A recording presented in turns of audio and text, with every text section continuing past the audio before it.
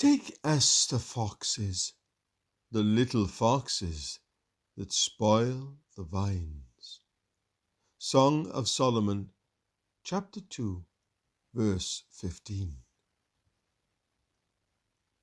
A little thorn may cause much suffering. A little cloud may hide the sun. Little foxes spoil the vines, and little sins do mischief to the tender heart. These little sins burrow in the soul and make it so full of that which is hateful to Christ that he will hold no comfortable fellowship and communion with us. A great sin cannot destroy a Christian, but a little sin can make him miserable. Jesus will not walk with his people unless they drive out every known sin. He says, "If ye keep my commandments, ye shall abide in my love, even as I have kept my Father's commandments and abide in his love."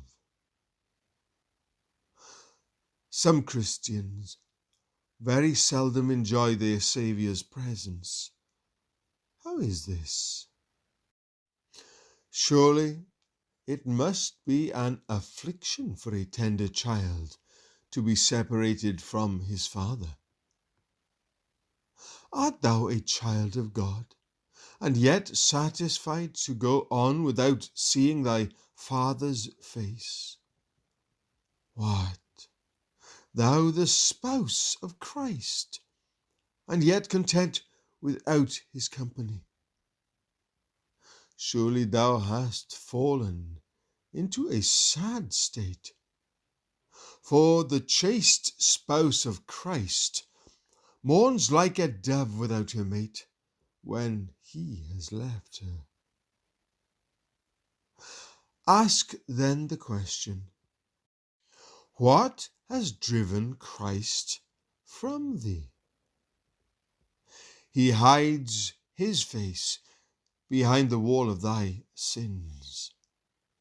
That wall may be built up of little pebbles as easily as of great stones. The sea is made of drops. The rocks are made of grains, and the sea which divides thee from Christ may be filled with the drops of thy little sins. And the rock which has well nigh wrecked thy bark may have been made by the daily working of the coral insects of thy little sins.